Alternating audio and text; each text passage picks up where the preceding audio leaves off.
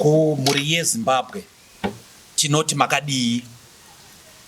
Mazuva mashoma apfuura bato reZANU-PF kwaMutare rakaita chisungo chekuti vaMnangagwa vatonge kusvika 2030. Isu tinorambirana nechisungo ichocho nokuti bumbiro redu remutemo weZimbabwe rinotaura iro kuti president anotonga kwemakore 5. Kana achida kuvhoterwa anovhoterwazve kwemamwe makore 5, zvichireva kuti president haafaniri kudarika makore 10. VaMnangagwa vaamutemu yavo yechipiri, saka hapana kana chikonzero chekuti tichinje bumbiro redu remutemo weZimbabwe.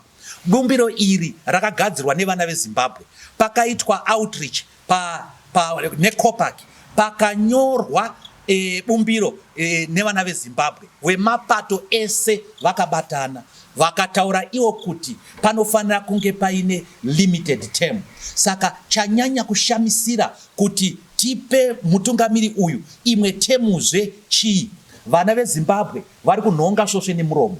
Iko zvino zvicherwa zvedu zviri kutorwa nemaChina, zviri kutorwa nevanhu vekudzimwe nyika. Mukaenda kumberengwa, mukaenda kuboterekwa hasisiko, mukaenda kuChristmas pass yaparara, mukaenda kuDawendero, makomba mombe dzevanhu dziri kudonhera mumakomba imomo, nekuti zvizvarwa zvedzimwe nyika zviri kutora upfumi hwedu zvichienda kunogadzisa nyika dzavo.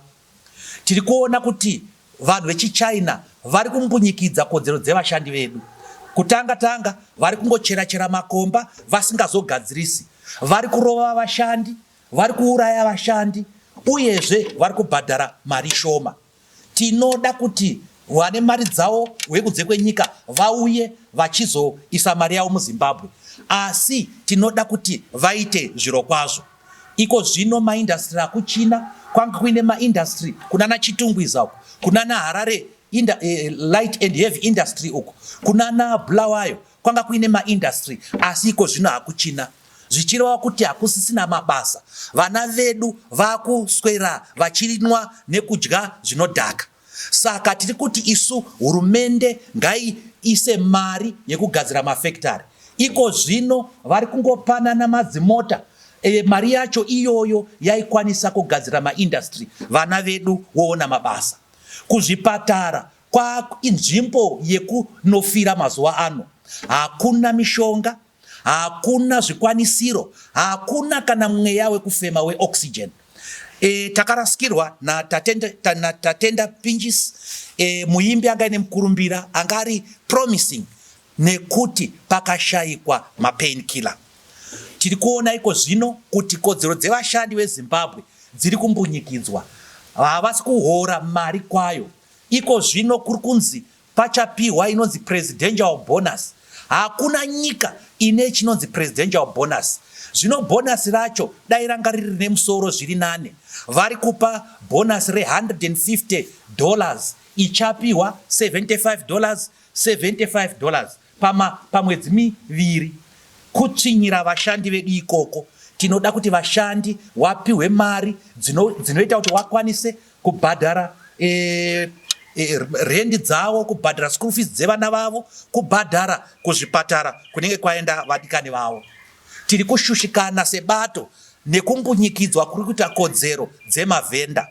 Mavhenda vanhu vari kuzama kutengesa zvinhu kuti variritire mhuri dzavo, asi vari kurohwa nemapurisa emunicipality, vari kurohwa nemapurisa eZRP, vari kutorerwa zvinhu zvavo zvishoma izvozvo tinozviramba. Hatisi kuda kuti mavhenda even nemahwindi ambunyikidzwe kodzero dzavo, nekuti vanhu vari kuzama kuti vararamewo.